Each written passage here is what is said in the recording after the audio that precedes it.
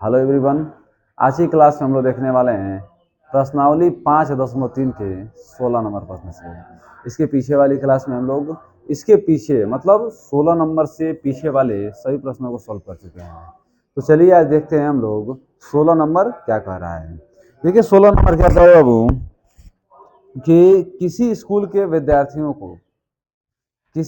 विद्यार्थियों को उनकी समग्र शैक्षिक प्रदर्शन के लिए 7 नगद पुरस्कार देने के लिए 700 रुपए की राशि रखी गई है। मतलब 7 नगद पुरस्कार देने के लिए 700 रुपए रखा गया है। फिर कह रहे प्रत्येक पुरस्कार अपने ठीक पहले वाले पुरस्कार से 20 रुपया कम है। प्रत्येक पुरस्कार जो है अपने पहले वाले पुरस्कार से 20 रुपए कम है। तो बताइए कि प्रत्येक पुरस्कार का मान कितना है। ठीक है ना। मान लीजिए कहने का मतलब है 7 नगद पुरस्कार हैं। 7 नगद पुरस्कार है। अगर मान लीजिए कि एक 140 होता तो दूसरा 120 होता, फिर क्या होता 100 होता, फिर 80 होता, फिर 60 होता, फिर क्या होता 40, इसी क्रम आ जाता। मतलब प्रत्येक जो पुरस्कार है अपने से ठीक आगे वाले पुरस्कार से 20 रुपए कम है। 20 रुपए माइनस करते हुए पीछे निकल रहा है। तो सबसे बड़ा पुरस्कार जो है इसके बारे में मालूम है नहीं कि है कितना आखिर में। और मान लीजिए अगर पहला पुरस्कार आपको मिल जाए तो 20 माइनस कर करके आप पीछे चले आएंगे और बड़ी आसानी से आंसर निकालेंगे ना बाबू। तो मान लीजिए पहले तो आप मानिए कि पहला पुरस्कार है कितना, तो माना प्रथम पुरस्कार एक्स मान ले बाबू। Let first prize is x. कितना प्रश्न 16 नंबर। माना प्रथम पुरस्कार एक्स रुपए है। ठीक है बाबू। अब देख क्रम किस तरीके से 7 पुरस्कार आपको कह रहा है ना, 7 पुरस्कार। इसी तरह दूसरा पुरस्कार, तीसरा पुरस्कार, चौथा पुरस्कार, सब क्रम आगे आप लिख लीजिएगा। हम केवल प्रथम पुरस्कार के बारे में लिख रहे हैं। तो मान लीजिए पहला पुरस्कार 100 रुपए, दूसरा पुरस्कार के इससे 20 रुपए कम है, मतलब 100 माइनस 20 रुपए। तीसरा पुरस्कार इससे भी 20 रुपए कम है, मतलब 100 माइनस 40 रुपए। चौथा पुरस्कार इससे भी 20 रुपए कम है, एक्स माइनस 60 रुपए, और एक्स माइनस 80 रुपए, एक्स माइनस 100 रुपए। कितना हो 1 2 3 4 5 6। फिर पांचवा पुरस्कार क्या है, एक्स माइनस 120 रुपए। और सबको जोड़ने के बाद इन सब पुरस्कार को जो हम जोड़ रहे हैं, ठीक है बाबू, सबको जोड़ने के बाद हमें कितना रुपए मिल रहा है, 700 रुपए। बस यही बात है बाबू। अब एक काम करिए, कैलकुलेशन स्टार्ट करिए। देखिए 1 2 3 4 5 6 7, कितना एक्स है बाबू, 7 एक्स। ठीक है। देखिए अब इनको जोड़िए, -20 -40 मिलके -60, -60 मिलके 6 दूनी 12, 120, 120 में 80 जोड़ेंगे तो 200, 200 है क्या बाबू 300, और 300 में 120 जोड़ेंगे तो 420। ठीक है। 7 एक्स माइनस 420 बराबर क्या आ गया बाबू 700। अब एक काम करते हैं, 7 एक्स बराबर माइनस का 420 इधर आके प्लस का 420 हो जाएगा। मतलब लिखेंगे 700 प्लस 420। 7 एक्स बराबर 7 4 11, क्या आ जाए 1120। अब देखिए यक्स बराबर 7 इसके नीचे आ जाएगा 1120 बटे में 7, 7 से काटिए, 7 एकम 7, 7 छके 42, 7 एकम 7, 7 छके 42, क्या ना 160 माने 160 रुपए। कितना वैल्यू है वो 160। तो बताइए प्रथम पुरस्कार कितना होगा, प्रथम पुरस्कार 160 रुपए। दूसरा पुरस्कार कितना रुपए होगा बाबू, इसमें से माइनस करिए आप 20 रुपए, मतलब 140 रुपए। तीसरा पुरस्कार कितना रुपए आ जाएगा 120 रुपए। चौथा पुरस्कार कितना रुपए आ जाएगा 100 रुपए। पांचवा पुरस्कार कितना रुपए आ जाएगा 80 रुपए। छठा पुरस्कार कितना रुपए आ जाएगा 60 रुपए। सातवां पुरस्कार कितना रुपये आ जाएगा? 40 रुपये। क्या जाएगा वो? 40 रुपये। क्रम बिल्कुल सही है ना। अब सबको जोड़िए ना, जोड़ने के बाद आपको क्या मिल जाएगा? 700 मिल जाएगा। वही आपका क्या हो जाएगा? आंसर हो जाएगा। ठीक है, इस प्रश्न में आपको कोई समस्या नहीं, बड़ी आसान भाषा में आप लोग सीख चुके हैं। एक बार रिवीजन भी कर लीजिए मन करे तो। कह रहे 7 पुरस्कार दिए जा रहे हैं 7 लोगों को, प्रत्येक पुरस्कार अपने ठीक पहले वाले पुरस्कार से 20 रुपये कम है। तो पहला मान लीजिए 100 रुपये, 100 में 20 कम करिए, फिर और 20 कम करिए, और 20 कम करिए, और 20 कम करिए, और 20 कम कर दिए। सबको जोड़ने के बाद हमें 700 रुपये मिल जा रहा है। सबको ऐड कर दीजिए, 7 बार 1 से तो 7x, इनको जोड़ेंगे क्या आ जाए? 420, माइनस का 420 इधर आके प्लस का 420, और 7x बराबर इतना, 7 जोड़ने पे इतना मिलेगा। x बराबर 7 इसके नीचे आ जाएगा, काट देंगे कितना? 160। x का वैल्यू 160 आया। प्रथम पुरस्कार 160 मिल गया। यदि आपको अगला पुरस्कार चाहे 20 रुपया कम करते हुए निकल जाइए, जो आएगा आपका आंसर हो जाएगा। ठीक है वो, तो हमें उम्मीद है कि इस प्रश्न में आपको कोई समस्या अब नहीं होगा। इनको समझ लिए, फिर अगले क्वेश्चन को देखा जाए। अब देखिए 17 नंबर प्रश्न को आराम से समझिए आप लोग। देखिए इस प्रश्न को समझना ही मेन है।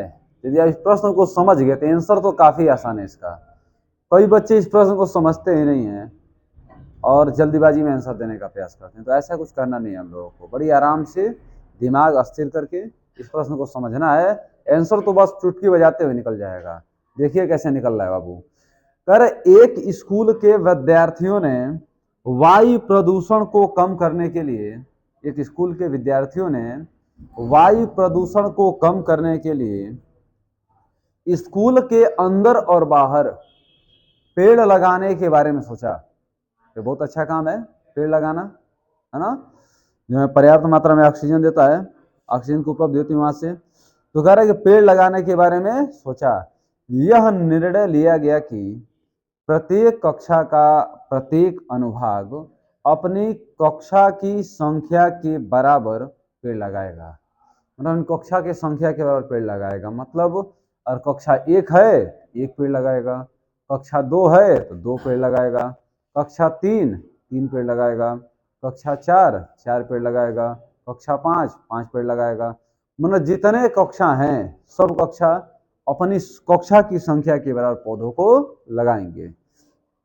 फिर देखिए बाबू, कह रहा है कि बराबर पेड़ लगाएगा। उदाहरण के लिए कक्षा 1 का अनुभाग 1 पेड़ लगाएगा, कक्षा 2 का अनुभाग 2 पेड़ लगाएगा, कक्षा 3 का अनुभाग 3 पेड़ लगाएगा, इत्यादि। और ऐसा कक्षा 12 तक के लिए चलता रहेगा। प्रत्येक कक्षा में 3 अनुभाग हैं। प्रत्येक कक्षा कितने अनुभाग हैं बाबू? 3 अनुभाग हैं। तो इस स्कूल के विद्यार्थियों द्वारा लगाए गए कुल पेड़ों की संख्या कितनी होगी, है ना? अपने भाषा में समझिए बाबू।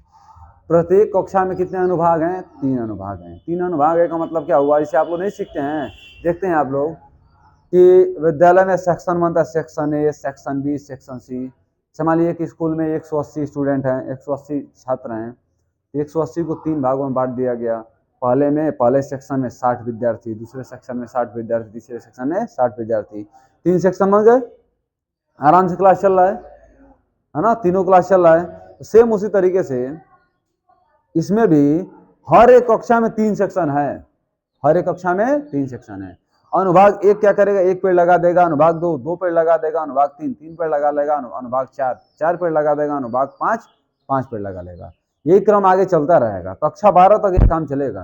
तो बताइए कि प्रत्येक मतलब टोटल कितने पौधे लगाए गए इसके बारे में पूछ रहा है।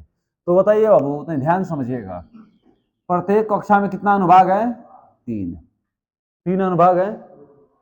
कक्षा 1 वाला जो है, कक्षा 1 पेड़ लगा रहा है, तो भैया मतलब अनुभाग 1 पेड़ लगा रहा है, तो अनुभाग 1 पेड़ लगाएगा। 3 गो अनुभाग है, 3 गो पेड़ नहीं लग जाएगा?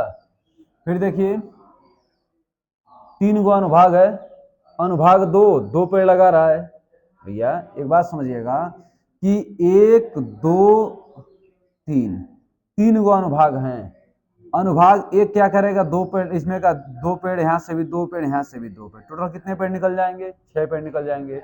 तो काम हम सीधा नहीं कर सकते हैं। अनुभाग 2 ने 2 पेड़ लगाया और 3 गो अनुभाग है, 3 से गुणा कर दीजिए, आपको निकल जाएगा है? फिर मान लीजिए कि अनुभाग 3 ने 3 पेड़ लगाया। अब एक कक्षा में 3 अनुभाग हैं, एक अनुभाग 3 पेड़ लगाया, टोटल 9 पेड़ लग जाएंगे। लिख सकते हैं 3 गुणे 3, है ना। अब अनुभाग 4 पेड़ लगा रहा है, और एक कक्षा में कितने 3 अनुभाग हैं, तो कक्षा 4 के 3 अनुभाग, 4 तिहाई 12, 4 पेड़ लगाएंगे सब, सीधा कर सकते हो 3 गुणे 4।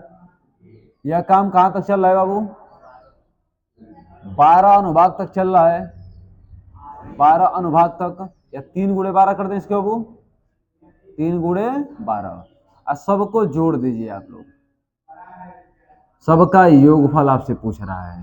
3 एकम 3 दूना 6, 3 तरीके 9, 3 चौके 12।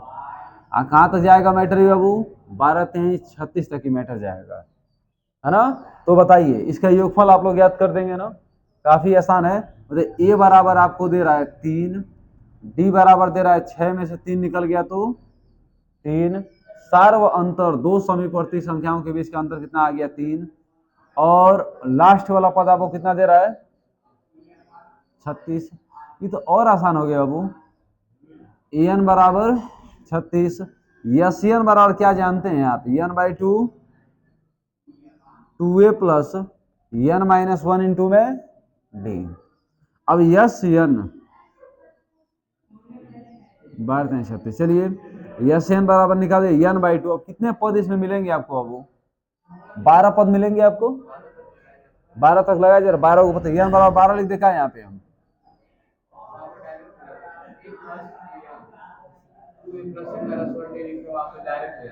अच्छा सीधा कर देगा इसको, a प्लस एन कर दें और आसान हो गया। एन की जगह 12 आ गया, 12 बट्टे में 2, 3 एन, एन कितना दे रहा बाबू 36, 2 छके 12, 6 गुड़े जोड़ेंगे कितना आ जाएगा 39, 6 9 54 के 4, 36 18 5 23, कितना आ गया 234 पौधों को लगाया गया। कितने पौधों? 234 पौधों को लगा दिया गया। इसमें कोई समस्या आप लोगों को? कोई समस्या, खाली कॉन्सेप्ट को समझिएगा, कहना क्या चाह रहा है, बाकी आप फटाक दे आंसर निकाल लेंगे। बड़ी आराम से आप इसको समझ लीजिए, फिर अगले क्वेश्चन को देखा। अब देखिए 18 नंबर प्रश्न क्या कह रहा है। 18 नंबर प्रश्न, एक कॉन्सेप्ट को ध्यान समझिए आप लोग, कॉन्सेप्ट जो समझ गए तो प्रश्न में कुछ है नहीं, है ना। मेन क्या इसको समझना, कहना क्या चाह रहा है कि नहीं। ठीक है बाबू। अब देखिए कह रहा है कि केंद्र ए से प्रारंभ करते हुए बारी बारी से केंद्रों ए और बी को लेते हुए त्रिज्याओं 0.5 सेमी, 1 सेमी, 1.5 सेमी, 2 सेमी, यही क्रम आगे निकल रहा है, वाले उत्तरोत्तर अर्धवृत्तों को खींचकर एक सर्पिल बनाया गया है, जैसा कि आकृति में दर्शाया गया है।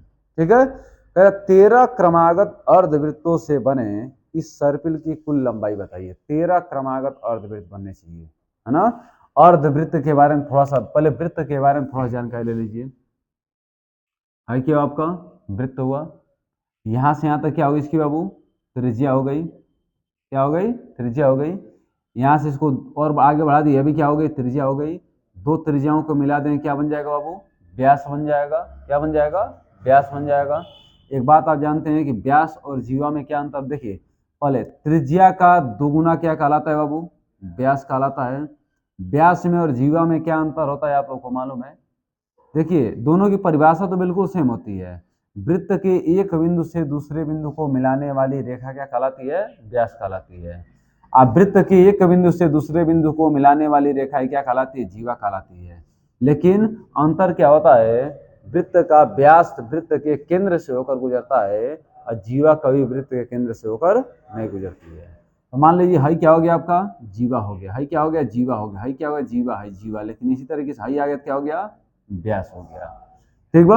अब आगे कुछ और बात समझिएगा आप लोग। जैसे वृत्त की त्रिज्या तो आप जान गए। त्रिज्या आप लोग देखिए, साइकिल का जो तिल्ली होता है ना, उसकी त्रिज्या होती है। फिर हमारी अशोक चक्र आप लोग देखे हैं, उसमें जो 24 तिल्लियां होती हैं, सब क्या होती है? उसकी त्रिज्या होती है। तो मान लीजिए कोई वृत्त है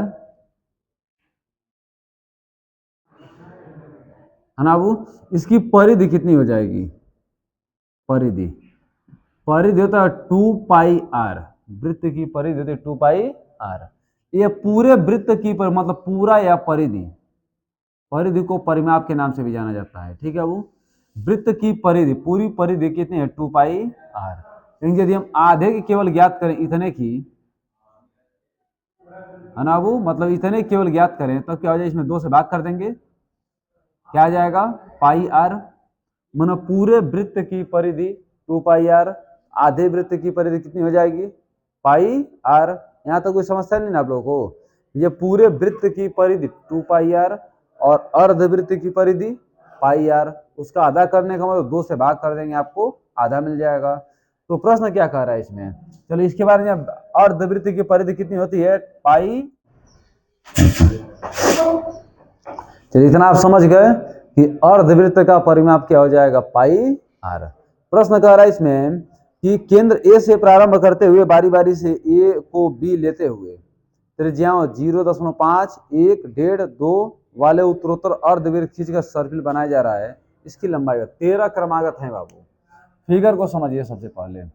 मान लीजिए कोई एक है, यहाँ से स्टार्ट कर रहे हैं हम लोग, यहाँ से यहाँ तक आए थे, एगो अर्धवृत्त है ना बाबू। इसकी त्रिज्या कितनी है 0.5। फिर आगे देखिए, यह क्रम आगे इस तरीके से निकल रहा है,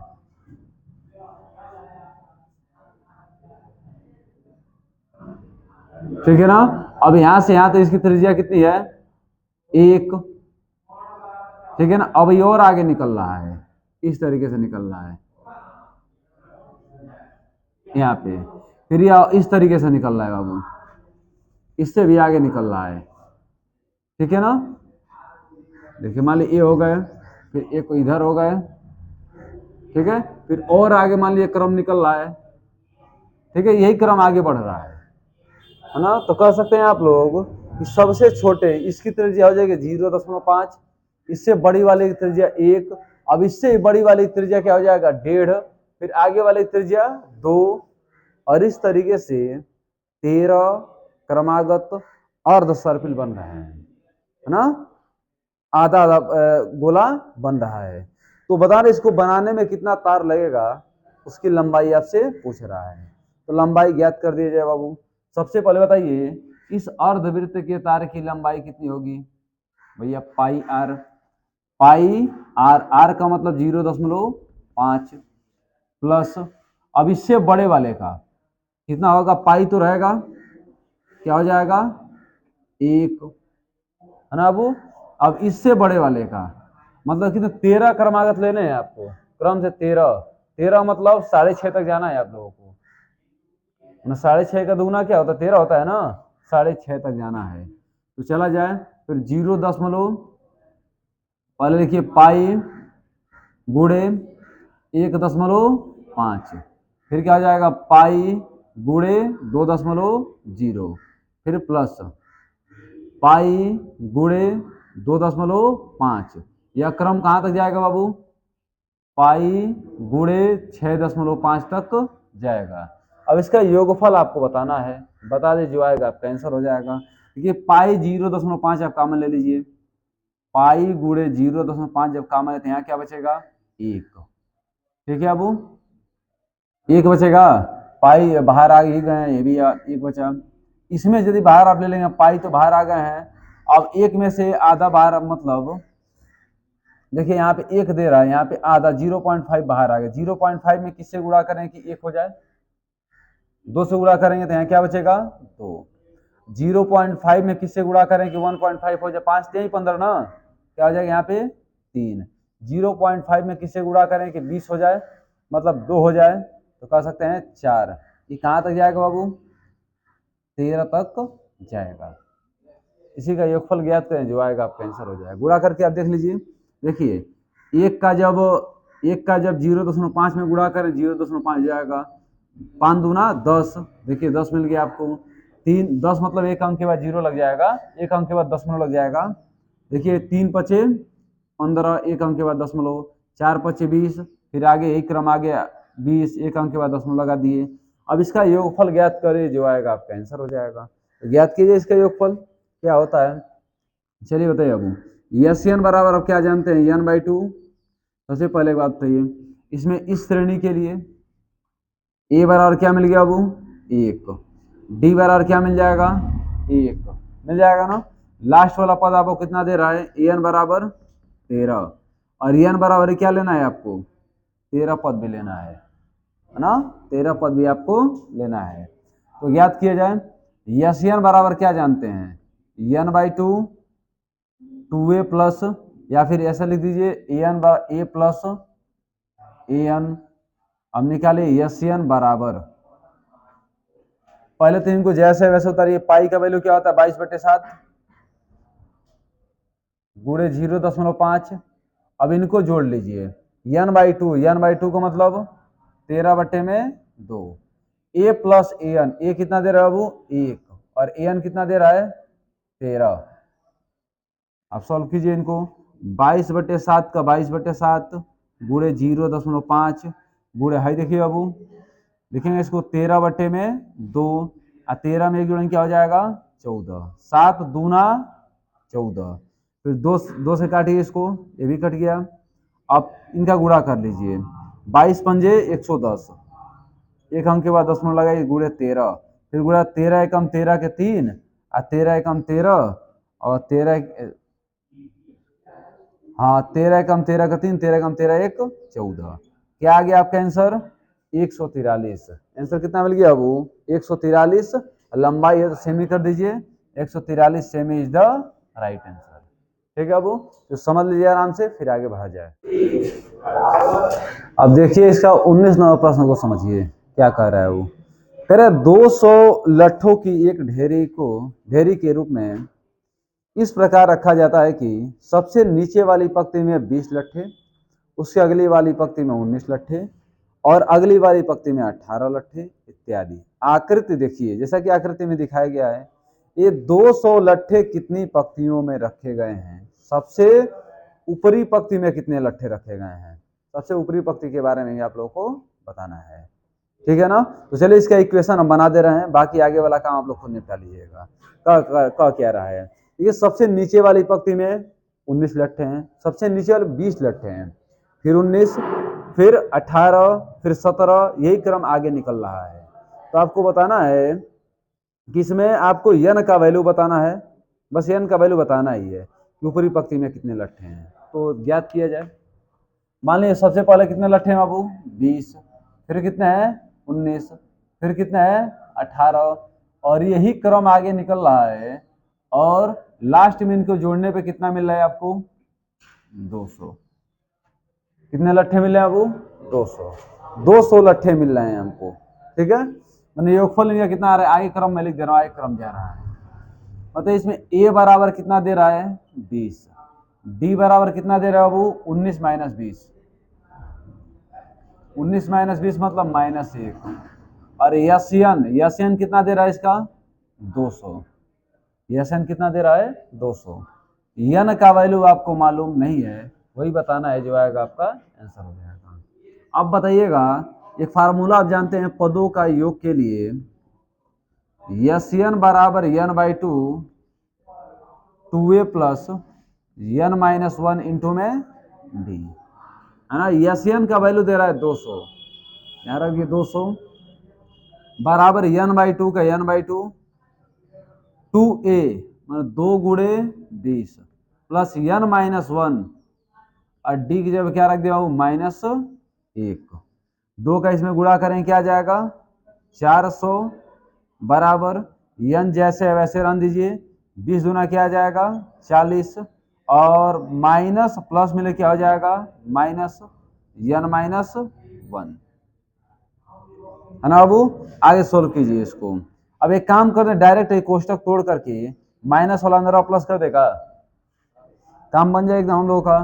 तो क्या लिखेंगे यहाँ पे, 400 बराबर यन का 40 में गुणा करेंगे, 40 से 41, 41 का यन में गुणा करिए तो 41 यन का यन में गुणा करेंगे तो यन स्क्वायर। इनको उठा के आप इधर लेकर आइए, तो माइनस का यन स्क्वायर इधर आके प्लस का यन स्क्वायर, प्लस का 41 इधर आके माइनस का 41 यन, आई क्या हुआ बाबू, प्लस का 400 बराबर 0।